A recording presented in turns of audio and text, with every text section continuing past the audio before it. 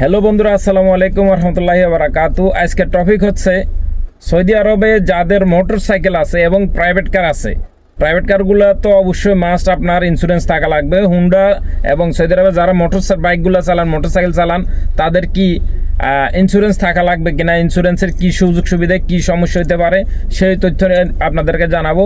এবং এক ভাই আমাকে কমেন্ট করে জিজ্ঞাসা করছেন যে নাজিম ভাই, আমি সৌদি আরবে আমার একটা মোটর সাইকেল আছে, আমি মোটর সাইকেল ড্রাইভ করতে গিয়ে আরেক সৌদির গাড়িতে অ্যাক্সিডেন্ট হয়েছে গাড়ির সাথে, তো গলত হয়েছে। যার যে ব্যক্তি কমেন্ট করছে তাকে পুলিশে জরিমানা করছে 1000 রিয়াল।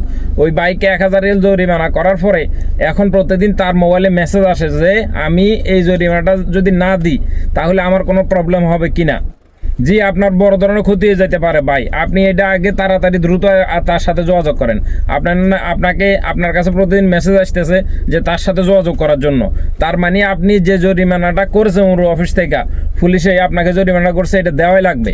এটা যদি না দেন তাহলে আপনার অনেক বড় ক্ষতি হয়ে যাবে। আপনার আকামা ব্লক করে দিবে, আপনি বাংলাদেশে টাকা পয়সা ট্রান্সফার করতে পারবেন না, আপনি বাংলাদেশেও যাইতে পারবেন না, এমনকি আপনার জেলও হইতে পারে কয়েক মাসের। ঠিক আছে, তো অতএব এইসব সমস্যা তো পড়ার আগে, এমনকি আপনাকে হয়তো আপনার মোটরসাইকেলও জব্দ করতে পারে।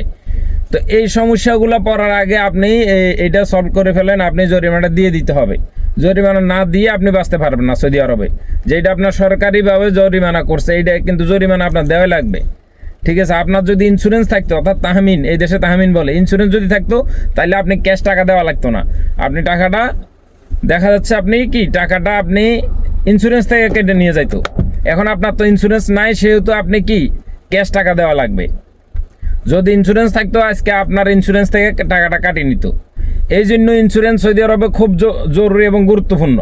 আমরা যারা প্রাইভেট কার চালাই, আমরা যারা মোটরসাইকেল চালাই, রাস্তাঘাটে চলতে হয় বা যে কোনো মুহূর্তে আপনার অ্যাক্সিডেন্ট হইতে পারেন, আপনি কারো গাড়িতে মারি দিতে পারেন, কারো কোনো ক্ষতি হতে পারে, সব কিছু দায় মাসুল হচ্ছে ইন্স্যুরেন্স। তো এই সৌদি আরবে আপনারা এই কানুনকে কখনো ছোট করে দেখবেন না। কানুন এই দেশে যেটা আপনার জন্য পুলিশে করছে, জরিমানা করছে, এটা বরাদ্দ হয়ে গেছে, আপনার দেওয়া লাগবে। না দিলে আপনি বিপদে পড়বেন। আর যারা সৌদি আরবে গাড়ি চালান, এই ধরনের প্রাইভেট কার, আপনারা তো এখন তো বর্তমানে ইন্স্যুরেন্সের মেয়াদ, এখন বর্তমানে আপনার ইন্স্যুরেন্সের মেয়াদ চলে গেলে, অর্থাৎ তামিনের মেয়াদ চলে গেলে অটোমেটিকলি আপনার জরিমানা চলে আসে। তো অতএব এগুলো আপডেট রাখার চেষ্টা করবেন, এবং পুলিশে যখন চেক করবে তখন দেখবে। আর গাড়িরগুলা অটোমেটিকলি চলে আসে। মোটরসাইকেলেরগুলো অবশ্যই আপনারা ইন্স্যুরেন্স করবেন। ঠিক আছে, মোটরসাইকেলের ইন্স্যুরেন্স কত সেটা আপনারা বক্তব্যে গিয়ে আপনারা যদি চেক করেন অবশ্যই দেখাবে নেটে। আর সৌদি আরবে দেখা যাচ্ছে ছোটো গাড়িগুলা, আমাদের মতন যেসব গাড়িগুলো, এগুলোর ইন্স্যুরেন্স লাজিম। ইন্স্যুরেন্স না থাকলে আপনি দেখা যায় একটা গাড়িতে অ্যাক্সিডেন্ট করতে পারেন, সব টাকা আপনার ক্যাশ দেওয়া লাগবে। আর যদি ইন্স্যুরেন্স থাকে তাহলে সব ইন্স্যুরেন্সে বুঝবে। এটা হইতে পারে আপনি গাড়ির অ্যাক্সিডেন্ট করছেন, কারো গায়ে সাইকেল বাড়া মারি দিয়েছেন, আপনার দোষ হইতে পারে, তখন সব কিছু মোটামুটি মাসুল ইন্স্যুরেন্স। ঠিক আছে, তো এই জন্য ইন্স্যুরেন্স জরুরি।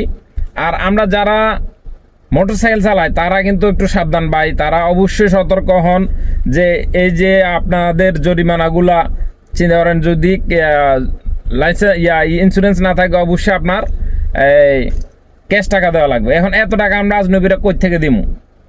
1000 রিয়াল বাংলার কত? 32,000 33,000 টাকা বাংলা, 1000 রিয়াল সমান।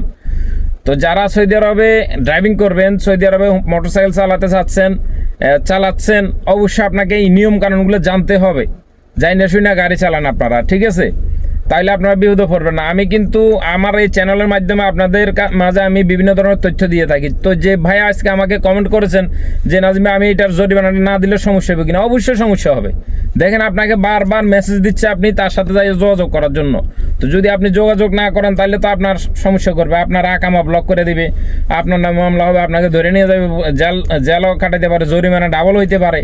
ঠিক আছে, তো এখনও কম আছে, আপনি এগুলো যোগাযোগ করেন, কারণ না হয় আপনি অনেক বিপদে পড়বেন। সৌদি আরবে আপনারা জানেন না, সৌদিরা পর্যন্ত বাঁচতে পারেন এইসব কানুন থেকে। আমরা তো আজনবী, আমরা তো স্বাভাবিক। হ্যাঁ, এটা ফলানোর কোনো জায়গা নাই ভাই। আপনার মোটরসাইকেলের ইন্স্যুরেন্স নাই, অবশ্যই দ্রুত আপনি ইন্স্যুরেন্স করেন। এবং যাদের সৌদি আরবে এই ধরনের প্রাইভেট কার আছে তারাও ইন্স্যুরেন্স করে রাখবেন, না হলে জরিমানাটা আসবে, আপনার অটোমেটিকলি জরিমানা আসবে। কেন? আপনার গাড়ির ইন্স্যুরেন্স নাই। প্রাইভেট কার চালাইতে গেলে তো প্রাইভেট কার আপনার বডি ফিটনেসও লাগে। এখন কি বডি ফিটনেসটা আপনার বলি ফাস্ট, যেটাকে বলা হয় ফাস্ট। সৌদি আরবে ফাস্ট বলা হয়, এটা আপনার আপডেট রাখা লাগে, না হলে আপনার জরিমানা করবে, পুলিশ ধরলে 150 রিয়াল জরিমানা করবে। ঠিক আছে, তো আমি আজকে ছোটো আকারে ভিডিওটা তৈরি করলাম যে সৌদি আরবে যারা ড্রাইভিং করেন তাদের অবশ্যই আইন কানুন মেনে চলতে হবে, আইন কানুন সম্পর্কে জানতে হবে, এবং আপনি আপনার গাড়ির ইন্স্যুরেন্স নাই, প্রাইভেট কার হোক মোটরসাইকেল হোক, উভয় দোনোটার কিন্তু ইন্স্যুরেন্স লাগবে। ইন্স্যুরেন্স না থাকলে এই যে আপনি অ্যাক্সিডেন্ট করলে আপনার অ্যাক্সিডেন্টের পয়সা সম্পূর্ণ আপনার নিজের পকেট থেকে দেওয়া লাগবে, ক্যাশ টাকা দেওয়া লাগবে। এখন আজকে আপনি একজনের গাড়ির পিছনে মারছেন, পুলিশ আপনাকে 1000 রিয়াল জরিমানা করছে, বাইচান্স একটা যদি মানুষ মারি ফেলতেন তাহলে আপনার কত লক্ষ রিয়াল আসতে আপনার হিসাব আছে, কই থেকে দিবেন? সারা জীবন জেল খাটি মরতে হইব ভাই। আমার কথাগুলো যদি ভালো লাগে অবশ্যই আমাকে বলবেন যে নাজিম ভাই আপনার কথা সত্য, কারণ আমাদের পক্ষে সম্ভব না এত লক্ষ রিয়াল দিয়ে, সৌদিদের পক্ষে সম্ভব না। ইন্স্যুরেন্স আপনার লাগবে, ইন্স্যুরেন্স যদি করেন কোম্পানি সব কিছু ইয়ে করবে, পুলিশরা মরুর যারা সৌদি আরবের পুলিশ যে সরকারি কানুন যেটা ওই রুলস অনুযায়ী ওরা সব সিস্টেম করে দিবে, যদি আপনার ইয়ে থাকে ইন্স্যুরেন্স থাকে। আর ইন্স্যুরেন্স না থাকলে আপনাকে সব কিছু তার গাড়ি মেরামত করে দেওয়া, জরিমানা দেওয়া, অ্যাক্সিডেন্টের জরিমানা সব কিছু আপনাকে বহন করতে হবে। যাই হোক, কথাগুলো যদি ভালো লাগে অবশ্যই আপনি ভিডিওটা আপনার ভাই বরাত কেউ সৌদি আরব আসার আগে বা যাওয়ার আগে অবশ্যই তাদেরকে দেখানোর চেষ্টা করেন যে জানার দরকার আছে, শিখার দরকার আছে, বোঝার দরকার আছে। ড্রাইভিং রাস্তা চলতে হলে সব কিছু আপনাকে নিয়মকানুন মেনে চলতে হবে। তা আমার এই চ্যানেলের মাধ্যমে আমি এই ধরনের ভিডিও দিয়ে থাকি। ভালো থাকবেন সবাই, সুস্থ থাকবেন। আসসালামু আলাইকুম রহমতুল্লাহ।